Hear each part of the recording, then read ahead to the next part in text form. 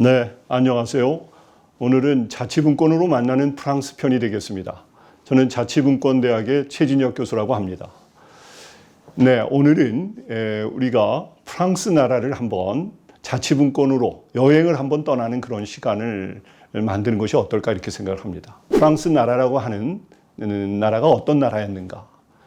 자치분권 정책을 통해서 어떠한 것들을 만들어내고 있는 것인가? 그들은 왜 자치분권 정책을 또 펼 수밖에 없었는가? 뭐 이런 생각들을 하면서 우리가 공부를 하면은 또 의미가 있지 않을까 이렇게 생각을 합니다. 여러분들 프랑스라고 하는 나라는 어떻습니까? 유럽 대륙 국가로서 독일과 함께 유럽을 지배하려고 했던 그런 나라였죠. 해양 세력으로 있었던 영국이라고 하는 나라가 있었고, 이 자치분권 정책에 있어서도 그 뿌리가 영국이라고 하는 나라와 대륙계 국가라고 하는 프랑스 국가의 그러한 자치, 이런 것들로 시작이 되었다. 그래서 그러한 뿌리가 전 세계에 영향을 미쳐서 오늘날까지 그 영국형의, 영미형의 어떤 주민자치 모델이다. 아니면 프랑스와 독일, 이 대륙계 국가를 중심으로 하고 있는 단체자치다. 이런 표현들로 쓰고 있었다는 거죠. 그래서 프랑스는 대륙계 국가의 자치의 모델로서 일본을 통해서 우리나라까지 전달이 돼서 우리나라의 자치분권 정책에 상당히 비슷한 부분들이 있다라고 하는 거죠. 우리나라의 경우에는 지금 지방정부라는 용어를 자꾸만 쓰고 싶어 하지만은 사실은 법률적으로 보면은 지방자치단체라는 거죠. 그렇죠? 그러나 어떤 분들은 지방정부라고 이제 표현을 하는데 그것은 희망사항이에요. 프랑스도 똑같이 지방자치단체다라는 거죠. 영국이라고 하는 데는 로컬 카운슬이라고 하는 의회가 지방 정부가 되는 그런 권력 융합주의에 의해서 움직여지고 있는 얘기다. 이게 권력이 분리가 되어 있는 게 아니라 권력이 융합되어 있다는 거죠. 그러니까 영국은 로컬 거버먼트 이런 표현들을 쓴다는 거죠. 지방 정부다 이런 표현들을 쓰고 있어요. 로컬 셀프 거버먼트, 어떤 분들은 자치 정부다. 그러나 프랑스에서는 그런 용어를 쓰지를 않는다라는 거죠. 뭐라고 부르냐? 레 콜렉티비테 테리토리아. 그러니까 콜렉티비테 테리토리알이라고 하는 것은 뭐예요? 컬렉티브, 집합단위고, 테리토리알이라고 하는 테리토리, 지역이다. 지역단체라는 것으로 얘기를 하고 있는 것입니다. 이 지방자치단체라고 하는 이 용어를 쓸 때는 적어도 국가를 굉장히 크게 생각한다. 국가 중심의 논리가 강하다는 거죠.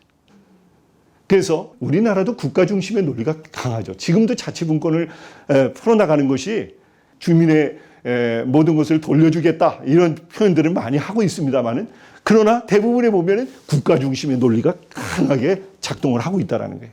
그래서 저는 DNA 구조가 그런 측면에서는 우리나라는 대륙계 국가의 자치의 그 기저에 상당 부분이 녹아들어가 있다.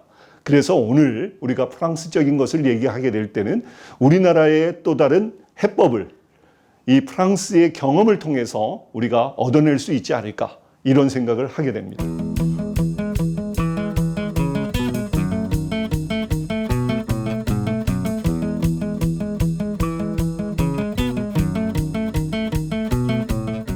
자, 그러면은 프랑스라고 하는 나라는 자치분권 정책이 어떻게 시작이 됐을까요? 프랑스의 지방자치제는 프랑스 대혁명 1789년을 기점으로 해서 그 이전의 시기, 이것을 우리가 앙시앙 레즘이라고 하는 구체제라는 얘기죠. 구제도. 구체제의 모순을 극복하고 새로운 시대를 가겠다라고 하는 이러한 의미가 대혁명 속에 그 안에 담겨져 있다는 거죠. 그러한 혁명의 와중에 자코방과 지롱당이라고 하는 두 세력이 다툼이 있었다는 거죠. 그랬을 때 자코방이라고 하는 것은 굉장히 나라를 강력하게, 단일하게, 중앙 집권적으로 끌고 가겠다라고 하는 세력들이었어요.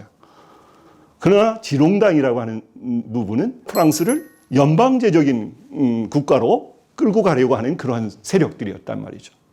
그런데 이러한 두 세력이 싸우다가 보니까 자코방이 승리를 하게 되는 그런 것을 만들어낸 거죠. 그 얘기는 그 국가를, 프랑스 국가를 단일한 국가로 강력하게 중앙 집권적으로 끌고 가겠다라고 하는 그런 세력들이었다는 겁니다.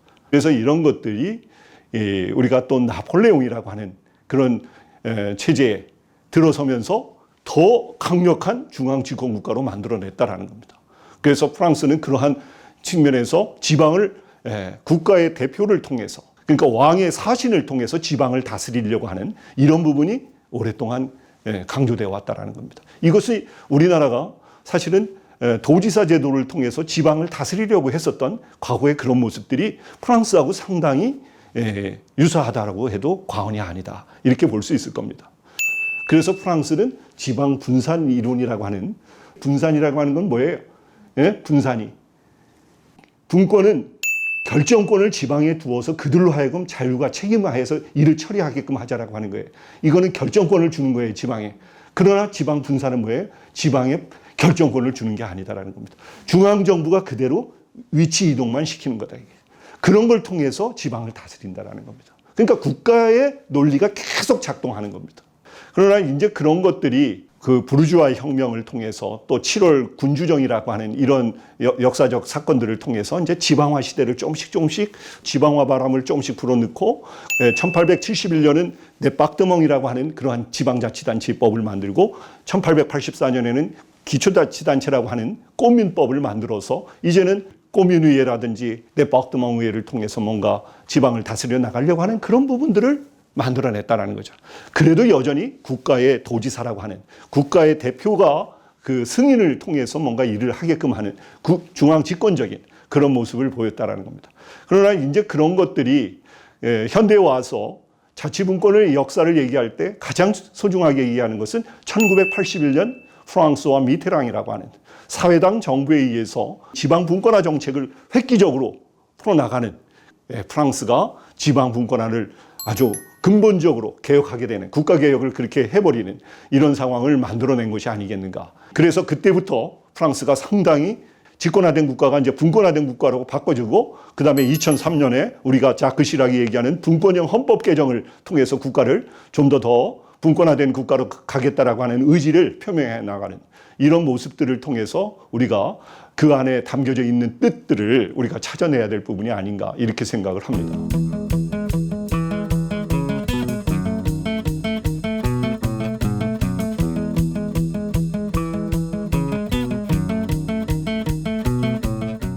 프랑스는 정치적 라인 속에서는 국회가 상하 양원으로 되어 있다는 거예요. 상하 양원. 지금 우리나라는 하원 하나만 있는 거예요, 사실은. 여의도 국회의사당에 하나만 있는 것이고, 얘네들로 그렇게 얘기하자면 국민의 대표기관으로서의 대표대라고 하는데, 대표대라고 하는 그런 하원이 있고, 상원이 또 하나 있어요. 그것은 뭐예요? 우리가 굉장히 중요하게 생각하는 지방자치단체의 대표들로 구성되어 있는, 지방의 목소리를 낼 수 있는 사람들이 올라가 있는, 이것이 상원제도다 이거예요. 세나라고 하는. 자, 그 다음에 이제 지방자치단체라고 하는 것은 어떻게 나눠져 있느냐? 하즈용이라고 하는 광역자치단체, 중간자치 네빡드멍, 그 다음에 기초자치단체 꼬민, 여기에 이제 의회를 다 두는 거잖아요. 그러한 지방의회를 두어서 국회와의 관계가 상당히 밀접하게 이루어지고 있다는 거예요. 그래서 특히 도의회, 그러니까 이 지역 대표 중에 대표가 다시 상원의원이 되는 거예요. 그래서 지역의 문제를 국정에 가서 진솔하게 얘기할 수 있는 거다는 거죠. 자기 지역의 문제를 소상하게 가서 얘기를 할 수 있는 힘이 되는 거예요. 우리가 정치적 분권이 돼야 된다는 것은 이 지방의회와 국회가 어떻게 이게 층이 있어요. 이거는 수평이다는 거예요. 그래서 적어도 우리의 서울시의회에 있는 분들과 국회의원은 서울시 문제를 같은 논의상을 해나갈 수 있도록 해줘야 된다는 거죠. 그리고 자치구 의회도 마찬가지예요. 자치구회가 왜 따로따로 노냐 이거예요. 따로따로. 우리는 다 따로따로 놀아요. 그러니 이게 얼마나 답답하다는 거예요. 국정을 리드하는 것도 서울시 문제가 있고 또 각 지역의 문제가 있어요. 이것을 종합적인 시각에서 바라봐야 되는 거죠. 그래서 이것이 우리는 지역 대표가 상원을 국회에 만들어서 지역의 문제를 잘 전달해 나갈 수 있고, 그래서 이게 진정으로 정치적 분권이 일어나서 같이 가져야 될 부분이다. 그래서 우리한테는 상원이 필요하다. 지역 대표가 국정에 가서 자기 지역 문제를 소상하게 얘기를 할 수 있어야 돼요. 그렇기 때문에 우리가 자치분권 얘기를 많이 하잖아요. 지금 얘기하는 것들이 대부분이 뭐예요? 국가 중심의 논리와 행정부 중심의 논리로 지금 우리가 만들고 가고 있다는 거예요. 진정한 그것을 깨기 위한 것이 프랑스가 1981년에 깬 겁니다. 그걸 어떻게 우리 주민 대표 기관인 의회에 힘을 실은 거다는 거죠. 의회를 바꿔나가고 의회를 살려나가는 이런 차원에서 우리 주민 대표 기관을 통해서 우리 풀뿌리 정신이 그 안에서 녹아 들어가서 국정을 또한 논의해 나갈 수 있는 이런 장을 만들어 나가는 것이 우리가 얘기하는 자치분권의 핵심적인 내용이다. 이것이 이루어지지 않는다 한다면은 사실은 우리는 반쪽짜리 자치를 또 하고 있는 것이다. 그러니까 국가 중심의 논리, 행정부의 논리, 집행부의 논리, 이런 논리로 지금 자치분권을 지금 막 만들어 가고 있는 것이다. 그래서 프랑스에서 배워야 될 부분은 바로 이것이다.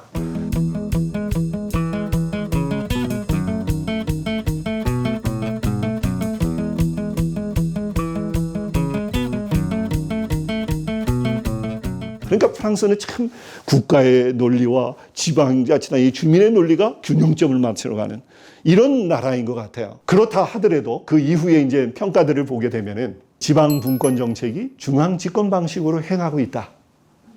반집권화된 그러한 모습이다. 이렇게 이제 혹평을 해요. 그만큼 그 뿌리가 중앙 집권적인 내용들이 너무 오랫동안 자리 잡고 있었기 때문에 지방 분권을 81년부터 해 나가고 있고 2003년에 분권형 헌법 개정으로 만들고 뭐 이런 얘기들이 있다 하더라도 여전히 그 안에 스며들어가고 있던 집권적인 내용들이 제가 표현한다고 한다면은 자치분권, 지방분권을 업고 가는 분산행정이다.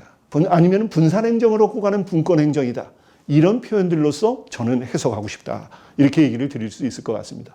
그럼에도 불구하고 국회와 지방의회 관계가 수평적인 관계로서 만들어져 있는 정치적 분권, 이런 부분들이 우리한테는 상당히 필요한 부분이 아니겠는가.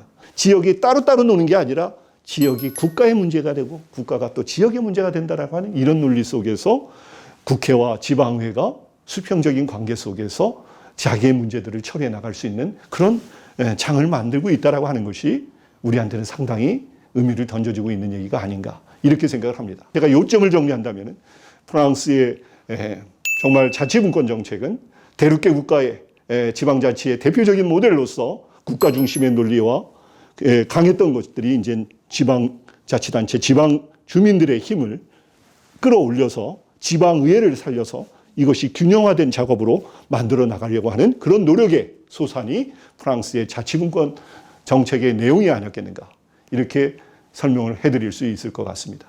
자, 그래서 오늘 자치분권으로 만나는 프랑스 편에서 여러분들이 단일한 국가 체제 속에서 중앙집권 국가가 지방 분권 국가로 바꿔져 가는, 그리고 그것이 그 내용이 어떤 것이었고 그 안에 담긴 의미가 무엇이었느냐라고 하는 것들을 여러분들이 한번 환기시키고 이해할 수 있었다고 한다면 매우 뜻깊은 수업이 되지 않았는가 이렇게 생각을 합니다.